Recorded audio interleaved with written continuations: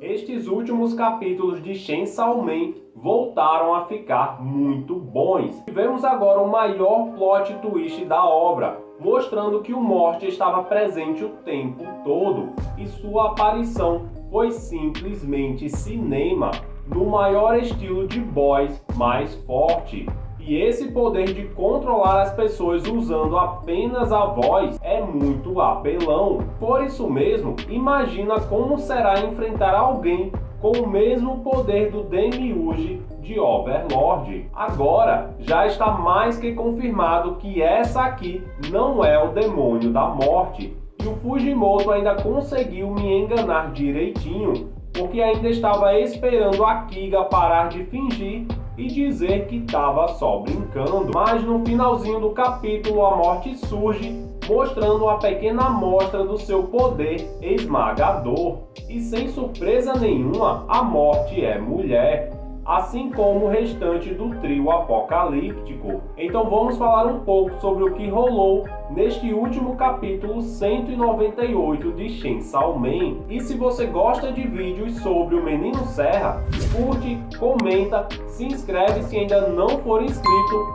me dá o teu hype. E agora, sem mais enrolação, vamos lá pro vídeo. Esse capítulo já começa mostrando a cabeça decepada do suposto demônio da morte no chão e conversando com o suposto Chainsaw Man. Nada muito bizarro para os padrões Fujimoto de qualidade. E por um momento, quando eu estava lendo, fiquei me perguntando se este era mesmo o Chainsaw Man. Mas quando a Kiga fala para ele roubar o seu dinheiro e a deixar em paz, o cara dá essa resposta aqui: o dinheiro é só um pedaço de papel e seu valor não passa de uma mera ilusão. E com uma resposta tão profunda e filosófica dessa, já saquei que este não era o Denji.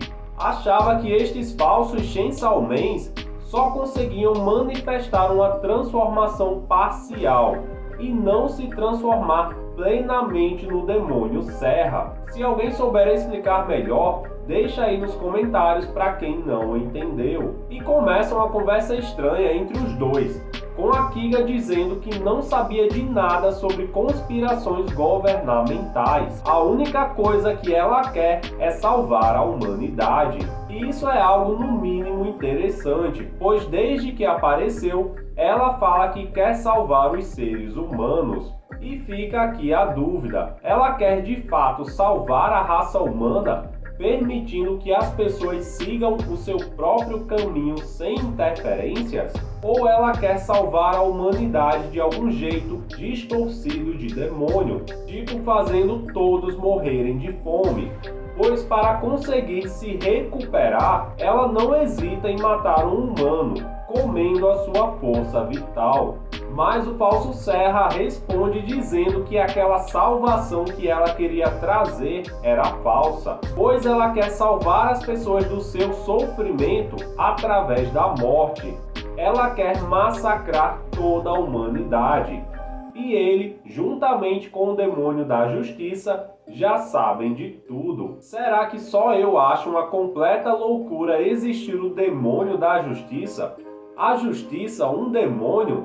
Isso tem tantas implicações que dá para fazer um vídeo só sobre esse demônio. E do nada, a Kiga reconstrói completamente o seu corpo despedaçado, como se fosse uma boneca. Pelo que dá para entender aqui, ela possui o poder de absorver a energia vital de seres vivos, desde que esteja em contato direto com eles, pois ela precisou pegar nesse carinha para absorvê-lo. E também parece ter encostado nestas formigas. Depois de ter se reconstruído, ela se apresenta e diz que na verdade é o demônio da fome, deixando o falso Serra confuso, pois ele acreditava que aquela era o demônio da morte. E sendo um dos 4 demônios mais fortes, convenhamos que esta luta estava fácil demais, até mesmo para um falso Chainsaw Man. Mas pode ser que ainda não tenhamos visto a real dimensão do seu poder. E quando a fome está prestes a revelar algo muito importante, vemos as seguintes palavras: caiam.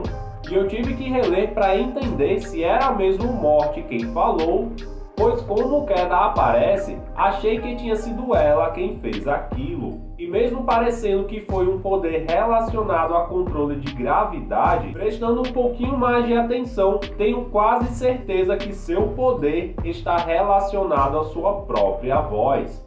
Tá entendendo o nível do demônio mais forte? Se ela controla pessoas apenas com a sua voz, ela pode pedir que se desvivam ou lutem entre si, e a pessoa terá que obedecer. E que plot twist insano! O Fujimoto enganou todo mundo. O Morte já estava bem na nossa frente o tempo todo. E a sua chegada foi muito épica. Ela chega com nada menos que o Queda como seu guarda-costas e cozinheiro pessoal. E este é um dos meus personagens favoritos nesse mangá.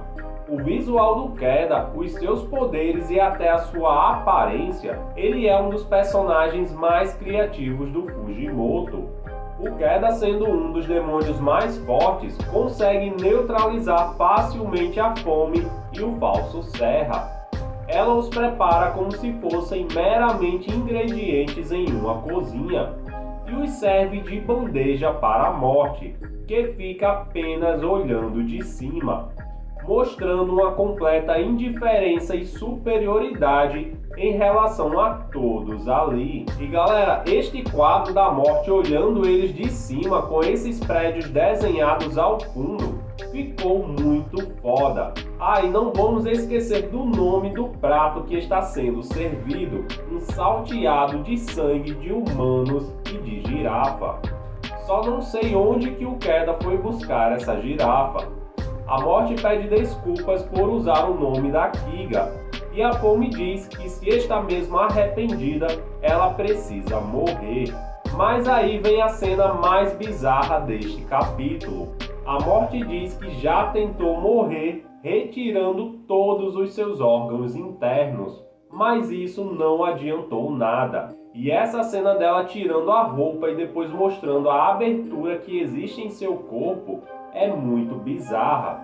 É como se ela tivesse cortado o seu corpo da virilha até o seu peito. Imagina só como que será para adaptar este personagem na animação.